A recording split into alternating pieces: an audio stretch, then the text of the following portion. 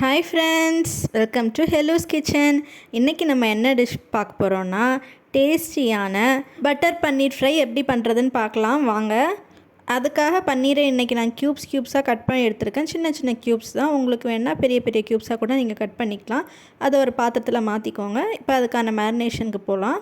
ஒரு spoon chilli powder போட்டுக்கிறேன். அப்புறமா ஒரு 1/2 tablespoon ginger garlic paste போட்டுக்கிறேன். பன்னீரில் நிறைய ப்ரோட்டீன்ஸ் இருக்கனால நம்ம டயட்டில் இன்க்ளூட் பண்ணுறது ரொம்ப அவசியம். அப்புறமா தேவையான அளவு உப்பு போட்டுக்கிறேன். தென் ஒரு டேபிள் ஸ்பூன் கரம் மசாலா போட்டுக்கிறேன். அது ஆப்ஷனல் தான், உங்களுக்கு வேணால் நீங்கள் போட்டுக்கலாம், இல்லை ஸ்கிப் பண்ணிக்கலாம். அப்புறமா ஒரு டேபிள் ஸ்பூன் மாதிரி பெப்பர் பவுடர் போட்டுக்கிறேன். இப்போ எல்லாம் மிக்ஸ் ஆகிற மாதிரி அந்த பன்னீர் க்யூப்ஸில் மசாலா எல்லாம் நல்லா பிடிக்கிற மாதிரி நல்லாவே மிக்ஸ் பண்ணி எடுத்துக்கலாம். 15 மினிட்ஸ் நான் மேரினேட் பண்ணிக்கிறேன். உங்களுக்கு வேணால் மேரினேட் பண்ணிக்கோங்க, இல்லைன்னா வேணாம். இப்போ பேன் நல்லா ஹீட் பண்ண வச்சுக்கோங்க. பேன் நல்லா ஹீட் ஆனதும் நான் ஒரு க்யூப் பட்டர் போட்டுக்கிறேன். நிறையவே பட்டர் போட்டுக்கிறேன். ஏன்னா இப்போ பட்டரில் தான் நம்ம ஃப்ரை பண்ண போகிறோம், ஆயில் யூஸ் பண்ணுறது கிடையாது. அதனால் அந்த பட்டர் மெல்ட் ஆகிறது வரைக்கும் லோ ஹீட்டில் வச்சுட்டு அந்த பட்டரை நல்லா மெல்ட் பண்ண விடுங்க. இப்போ பார்த்தீங்கன்னா தெரியும், அந்த ஃபுல் க்யூப் பட்டரும் நல்லாவே மெல்ட் ஆயிடுச்சு. இப்போ அந்த பேனில் இருக்க பட்டர் ஃபுல்லாக மெல்ட் ஆனதுக்கப்புறம் இப்போ அது ஃபுல்லாக எல்லா இடத்துக்கும் படுற மாதிரி ஒரு ஷேக் மட்டும் பண்ணிக்கோங்க. அது எல்லா இடத்துக்குமே ஸ்ப்ரெட் ஆகிடும். பட்டர் ஃபுல்லாக ஸ்ப்ரெட் ஆனதுக்கப்புறம் இப்போ நம்ம மேரினேட் பண்ணி வச்சுருக்க அந்த பன்னீர் க்யூப்ஸை அந்த பட்டரில் போட்டு நம்ம நல்லா ஃப்ரை பண்ணிக்கலாம். எல்லா இடத்துலையுமே ஒரு ஓவர்லேப் ஆகாமல் எல்லா பன்னீரையுமே தனித்தனியாக போட்டு நல்லா டீப் ஃப்ரை பண்ணி எடுக்க போகிறோம்.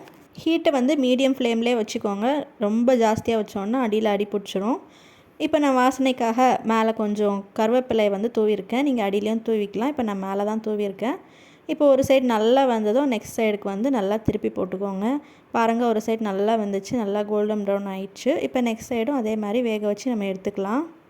இப்போ மறைச்சி போட்டதுக்கப்புறமே ஸ்லோ ஹீட்டில் வச்சு நல்லா வேக விடுங்க. அப்போ தான் நல்லா முருவி கோல்டன் ப்ரௌன் ஆகும்.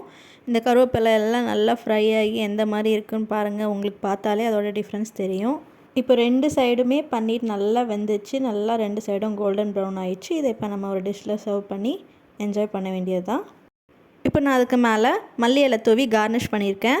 நார்மலாக ஆயிலில் ஃப்ரை பண்ணுறதுக்கு பதிலாக பட்டரில் ஃப்ரை பண்ணுறீங்கன்னா ரொம்ப மனமாக இன்னும் கொஞ்சம் எம்மியாக இருக்கும். நீங்களும் வீட்டில் ட்ரை பண்ணி பாருங்கள். இது ஈவினிங் ஸ்நாக்ஸ்க்கு நல்ல பெஸ்ட் ஆப்ஷன். இதில் நிறைய ப்ரோட்டீன்ஸ் இருக்கனால நம்மளை ஃபுல்லாகவே வச்சுக்கும். லஞ்சுக்கு என்ன டிஷ்ஷாக இருந்தாலும் சைட் டிஷ்க்கு இது ரொம்ப ஆப்டான ஆப்ஷன் தான்.